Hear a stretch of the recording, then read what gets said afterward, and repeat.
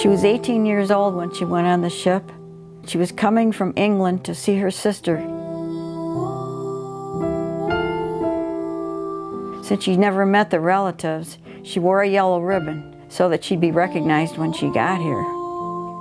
I'm Ginny Herman. My sister and I, Mary Lasky, are grandnieces of Emily Badman, who was on the sinking of the Titanic.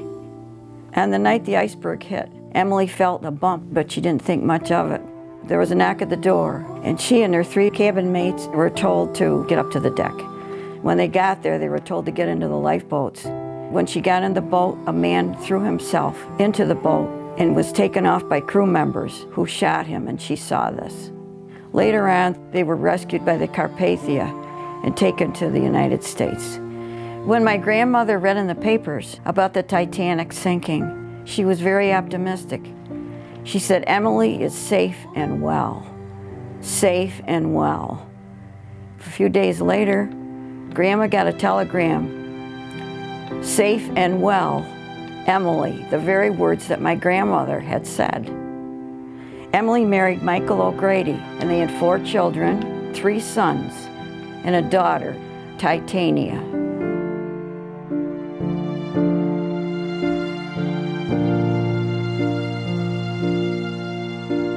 My great-grandfather wrote a letter to his father detailing how he and my great-grandmother survived the Titanic.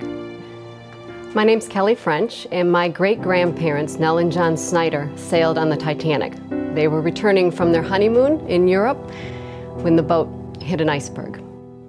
My great-grandfather got a lot of grief for surviving because not a lot of men survived, and this letter in particular explains why and how they survived.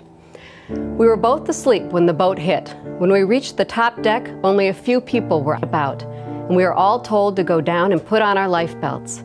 We were almost the very first people placed in the lifeboat. Only a very few people were on deck at the time, and they thought it much safer to stay on the big boat than to try to get in the lifeboat. When they got in the lifeboat, it started filling with water. And being a boater from Minnesota, he knew there must be a plug somewhere on the bottom of the boat. So my great-grandmother started bailing the lifeboat with her hat. And my great-grandfather instructed everybody in the boat to start feeling around in the water for the plug, and they found it. They had every stitch of clothing on that they brought with them. They even stashed some of my great-grandmother's jewelry in pockets.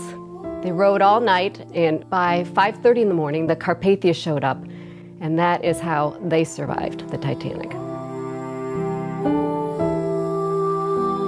My grandmother was one of the last passengers to be rescued. I'm Carol Robinson. I'm Bob Wilburn. We're the grandchildren of Mary Wilburn, who survived the Titanic. When my grandmother was being lowered over the side of the Titanic, she hit the rail and fell into the water and was pulled into the lifeboat. She was freezing. Because of the number of people in the lifeboat, the body heat actually kept her alive. In the lifeboat, she wore this shawl, which she left to me, and she was holding a baby. And she told us that she didn't know whose baby it was, but that she hoped it survived.